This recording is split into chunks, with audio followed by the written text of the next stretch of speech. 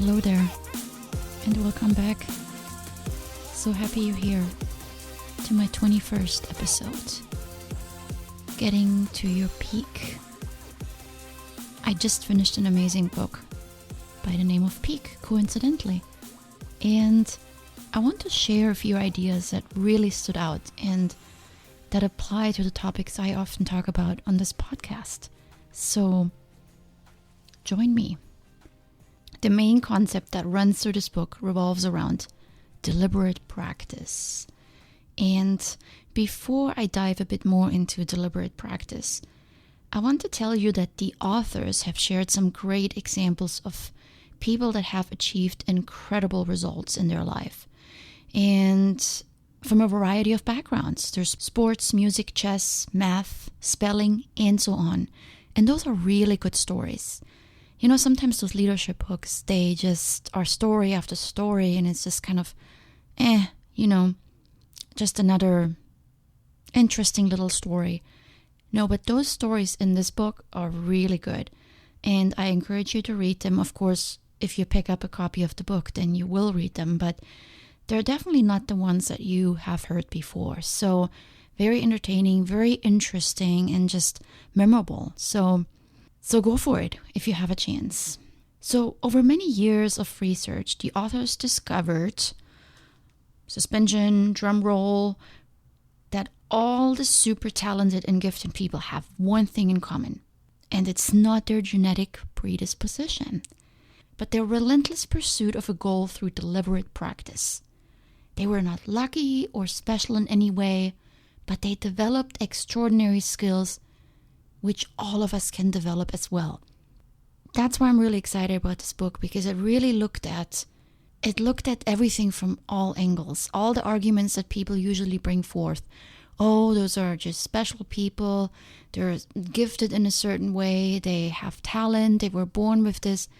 It's none of that. And if you believe that, if you're one of those people that believe something like that, then you really need to pick up a copy of this book. Through purposeful practice, people we call geniuses and masters and originals, people like Mozart and Einstein and, Tiger Woods, Michelangelo, all of them did the same thing. They actively shaped their brain and body through targeted and conscious practice.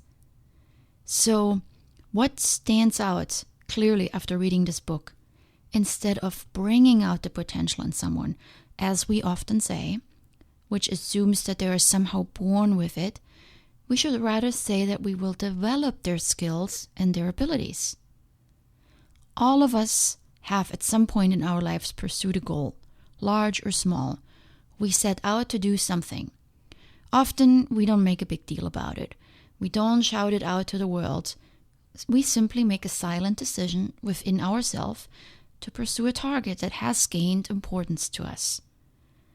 As you read the examples in this book, you will notice that many of the highly successful people did have a few advantages. The main one that stood out to me was that they all started very early in their life.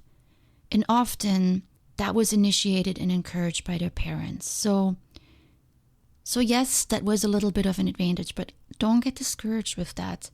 The book also has other examples of people who start much later in life.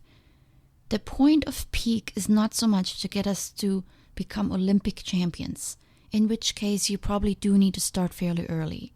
But it wants to demonstrate that today's and yesterday's geniuses are not a special breed of humans. They merely practiced in a very deliberate way. And if you decide to pursue a goal, you can apply the same techniques. Let's talk about deliberate practice a little bit more. Deliberate practice refers to a practice that is purposeful and methodical. It's different from regular practice, which the authors call naive practice, and often includes unfocused repetitions. So for example, it's really any sport that you do regularly without tracking your time or your performance in any way. You just do it. For me, I swim, but I never measure my time to see if I'm improving week over week. I just enjoy swimming. Deliberate practice requires focused attention and is conducted with a specific goal of improving the performance. And early in the book, the authors define a few key elements that set apart deliberate practice from just regular practice. And I want to go over those key elements because to me, they're very applicable to the things that we talk about on this podcast. And I really would like for you to walk away with those. The first one is that you have to set a well-defined goal. I bet you have friends that set things like, oh, I'm going to lose 20 pounds in the next 3 months. Or I'm traveling the world and want to visit 50 countries in 50 days. Or I want to qualify for the Boston Marathon by next year. Without a clear goal, you have not identified the direction you're heading towards. So the larger goal then gets broken down into steps that you identify will be required to get you there. To lose weight, you will need some sort of diet and exercise plan. We all know that. Presumably, you will be aware that excess weight is an oversupply of energy you have consumed in the past. Your body was unable to use all the energy and therefore it stored it. Those little storage areas become visible over time and they drive us mad. So you decide to rid yourself of them. And hopefully, you know that you have two options to do this. You either consume less food, so your body is required to access the stored reserves, or you shake it loose with exercise. Or you can do a combination of the two. And if you want to travel the world in 50 countries, you need to lay out a good travel route that shows you how you can accomplish that. And then lastly, if you want to qualify for the Boston Marathon, you need to be able to run under a certain time limit, depending on your age group. Then you need to figure out how much practice this will require, which marathons you will run prior to that, and so on. So you see how these three examples require some thinking and some work and some breaking down of steps. The second element of deliberate practice is that purposeful practice needs to be focused. And this to me is self-explanatory. Clearly, you cannot get to your goal if you don't focus. Focus to me means that you prioritize your goal over other things in life. Practice is an activity. It's not just a thought. So you will need to make room for it in your daily agenda. If losing weight is your focus, time for exercising may replace something else in your calendar. Controlling your food intake may now demand that you cook more at home. And that's a time commitment that you need to take also into consideration. Traveling around the world no doubt will require time, and so does training for a marathon. So focus to me also implies a dedication and a strong commitment. It's the one intangible part of this pursuit that needs to come from within. We are usually great at the first one, planning and laying out steps. It gets us pumped up, but once we start, we quickly lose interest. So really think about focus, and the next element can help you with that. Purposeful practice involves feedback, and direct feedback comes from your results, and they will either motivate or discourage you. But they are necessary so you can measure how you're doing. It's the weight on your scale, or the list of countries visited, or the time on your watch as you finish each run. It is something measurable. It can also come from others observing you. If you're intent on achieving your goal, your results will drive you forward. And the fourth element is, it requires that you get out of your comfort zone. Your goal in itself should be something that you have never done before, or involve a skill you don't possess. Your goal should push you beyond the familiar and the comfortable. And in order to reach it, you should continuously challenge yourself. Otherwise, you will not improve, and your results will reflect that. Anyone who has ever tried to lose weight for the first time knows this. Losing weight is hard. But once you successfully do it, you learn what works for your body. And should you gain it back, the next time around you probably know what you need to do to get it back off, and this time much faster. There will be elements of this journey that you enjoy, and there will be others that are super hard. You'll get stuck, and then you need to call on your resourcefulness and find a new approach. And this may involve engaging a teacher or a coach. Something the authors cite is very common among people pursuing serious goals. You need to consider something more tangible than just trying harder, which often doesn't work for long. Many people unfortunately give up when the road gets tough. So think about your motivation before you start, and work something into your plan that you can refer back to when things get hard. I want you to keep in mind that the examples I picked for this are mostly goals. I want to illustrate that you can apply deliberate practice to any goal that you set, because deliberate practice is what helps you get the goal accomplished. It's the action. A goal is just a fictional thought until you realize it and you turn it into reality. The book's emphasis is really on acquiring new skills, a language or a computer program or a sport, something new and far-reaching, something that, when successful, leads to excellence.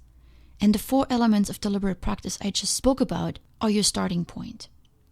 The book has much more to offer, so I strongly suggest you pick it up, and especially if it's been hard for you to stick to a plan. And also, if you think that excellence is reserved for a selected few, then you also need to read it. You see, I believe the reason that not more of us are world star performers is that we give up too soon. We shy away from the hard work that it often requires, or we get stuck and we don't know what else to do. Instead of searching for new routes, we throw the towel.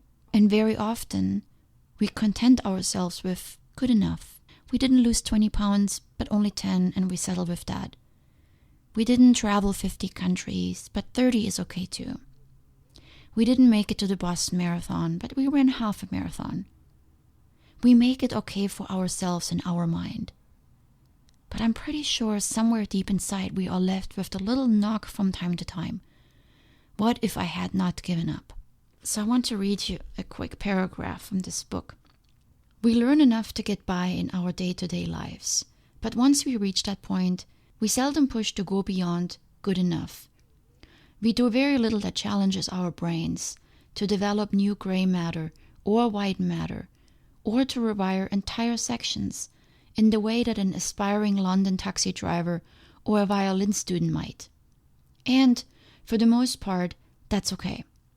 Good enough is generally good enough, but it's important to remember that the option exists. If you wish to become significantly better at something, you can. So, by speaking about this book, I want to encourage you to think about a goal you want to pursue that pushes your boundaries. A goal that gives you a level of expertise beyond good enough. You become an expert, a master, a talent, someone people call when they need help or advice. Maybe something you can turn into a living. I feel too often in life we are just happy with what is. We push ourselves from time to time, but more often than not we just give up, or we just celebrate too soon. We have one life. Let's take advantage of it and try ourselves at being great. Everyone else lives the norm. You can be better than that. You can accomplish something more. Will it hurt for a while? Probably. Will it isolate you from your regular social life? Possibly for a little bit, but I say it's worth it. I have definitely experienced some of this since starting this podcast. It's an immense time commitment. It's not only the time of actually doing it. There's also so much learning involved, and learning takes time. So think about this today. And if you have that huge goal in life that you want to pursue, but you don't know how to start, or maybe you started and got stuck, or gave up, send me a note. Maybe I can help. So, going to end with another little paragraph from this book. And this, more than anything else, is the lesson that people should take away from all these stories and all this research. There is no reason not to follow your dream. Deliberate practice can open the door to a world of possibilities that you may have been convinced were out of reach. Open that door. And with that, until next time, much love.